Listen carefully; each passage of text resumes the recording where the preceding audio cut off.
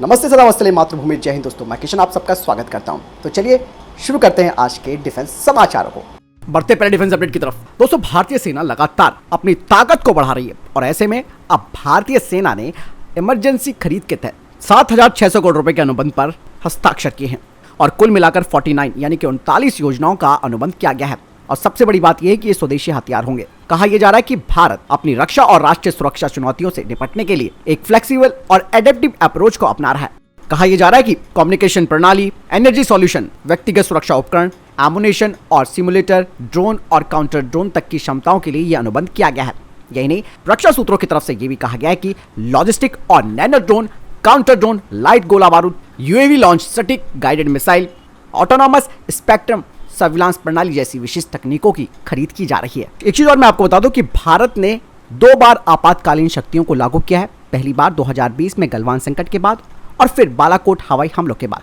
और आपातकालीन शक्तियों के तहत सशस्त्र बलों को 300 करोड़ रुपए के उपकरण खरीदने का अधिकार उस दौरान दिया गया था रक्षा अधिग्रहण परिषद की तरफ से। और यही नहीं, ये जो अनुबंध है उसमें जिन हथियारों को शामिल किया गया है उसमें निजी क्षेत्र की सक्रिय भागीदारी है। चलिए बढ़ते नेक्स्ट अपडेट की तरफ, जो कि भारत के नेत्रा मार्क 2 अवाक्स प्लेटफॉर्म को लेकर आ रही है। कहा जा रहा है कि नेत्रा मार्क 2 अवाक्स प्लेटफॉर्म में अब सेकेंडरी सेंसर्स की टेस्टिंग शुरू हो गई है। Netra MK2 airborne early warning and control प्रणाली ने अपनी विकास यात्रा में महत्वपूर्ण चरण की शुरुआत कर दी है और ये प्रोग्राम काफी तेजी से आगे बढ़ रहा है, जो कि भारत की सर्विलेंस और सिचुएशनल अवेयरनेस क्षमताओं को बढ़ाएगा। नेत्रा MK2 अवाक्स प्रणाली, जिसे x air India Airbus A321 platform पर स्थापित करने के लिए डिजाइन किया गया है। नेत्रा MK2 अवाक्स प्रणाली की असाधारण विशेषताओं में इसके प्राइमरी रडार यानी कि active electronically scan array based radar है, जिसे AAAU के नाम से जाना जाता है। यह रडार तकनीक हवाई निगरानी के क्षेत्र में महत्वपूर्ण प्रगति का प्रतिनिधित्व करती है, जो कि उन्नत airborne surveillance, enhance detection, tracking और टारगेटिंग क्षमता प्रदान करती है। नेत्रा मार्क 2 अवाक्स प्रणाली न केवल अपनी तकनीकी क्षमता के लिए बल्कि रक्षा विनिर्माण में आत्मनिर्भरता की दिशा में भारत की यात्रा में अपने योगदान के लिए भी अपार संभावनाएं रखती है। आपको बता दें कि DRDO के नेतृत्व वाली इस परियोजना में भारतीय वायुसेना के लिए 6 नए अवाक्स विमानों के विकास की परिकल्पना की गई है और इस परियोजना की लागत 11,000 करोड़ रुपए है। बढ़ते नेक्स्ट अपडेट की तरफ। 77वें स्वतंत्रता दिवस के मौके पर प्रधानमंत्री नरेंद्र मोदी ने सुरक्षा बलों की प्रशंसा की है और कहा कि सीरियल ब्लास्ट का युग अब खत्म हो चुका है। आज भारत में आतंकी हमलों में कमी देखी जा सकती है, सीमाएं अब अधिक सुरक्षित है, नक्सली घटनाएं भी अब बीती बात हो गई है। साथ ही प्रधानमंत्री नरेंद्र मोदी ने कहा कि मेरे प्रिय परिवार के सदस्यों, हम अतीत के समय समय पर बम विस्फोटों की घटनाओं के बारे में सुनते थे और कई बार बम के डर के बारे में लोगों को सचेत करने वाली घोषणाएं होती रहती थी और वहां पर एक चेतावनी लिखी होती थी कि इस बैग को मत छुओ आदि। लेकिन आज देश सुरक्षित है। जब कोई देश सुरक्षित होता है तो वो लगातार प्रगति करता है। सिलसिलेवार बमबारी के दिन खत्म हो गए हैं।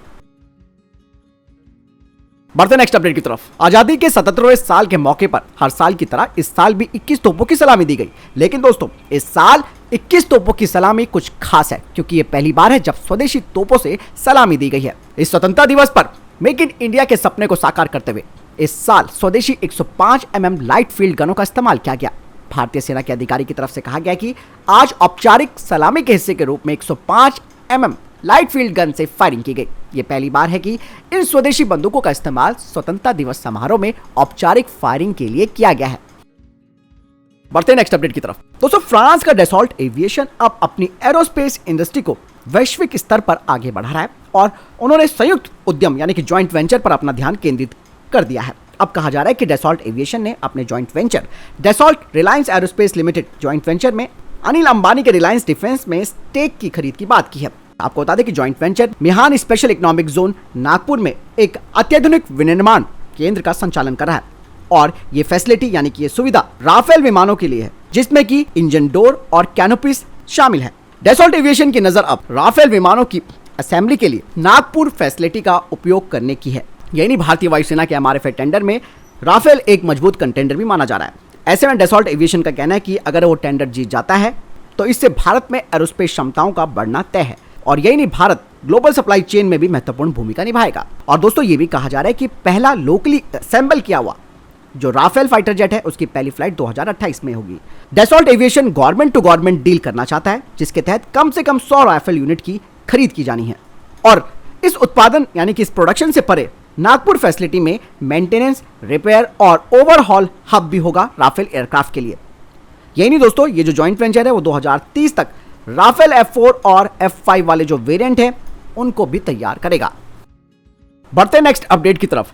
Advance weapon and equipment India limited ने घोषणा की है कि उन्हें डिफेंस उपकरणों का एक बड़ा ऑर्डर मिला है जो कि 6000 करोड़ रुपए का है, जिसमें कि 300 सारंग आर्टिलरी सिस्टम का अपग्रेड भारतीय सेना के लिए शामिल है और 450 करोड़ का जो ऑर्डर है वो यूरोपियन कंट्री से उन्हें मिला है।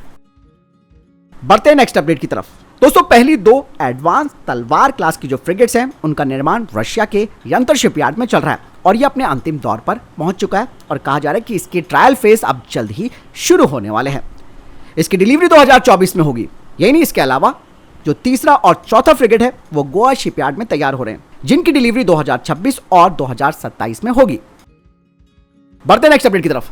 भारतीय सेना अब फ्यूचर रेडी कॉम्बैट व्हीकल्स के टेक्निकल पैरामीटर्स को फाइनल करने जा रही है और योजना के अनुसार पहला प्रोटोटाइप अगले 4 सालों में तैयार हो जाएगा और 1770 जो फ्यूचर रेडी कॉम्बैट व्हीकल्स हैं वो 2030 से मिलने शुरू हो जाएंगे। आपको बता दें कि इसका जो प्रीमियरली स्टाफ क्वालिटेटिव रिक्वायरमेंट है उसे अगले कुछ महीनों में जारी किया जाएगा, जिसके बाद इसे बनाने वाली जो एजेंसीज हैं उनको सेलेक्ट किया जाएगा।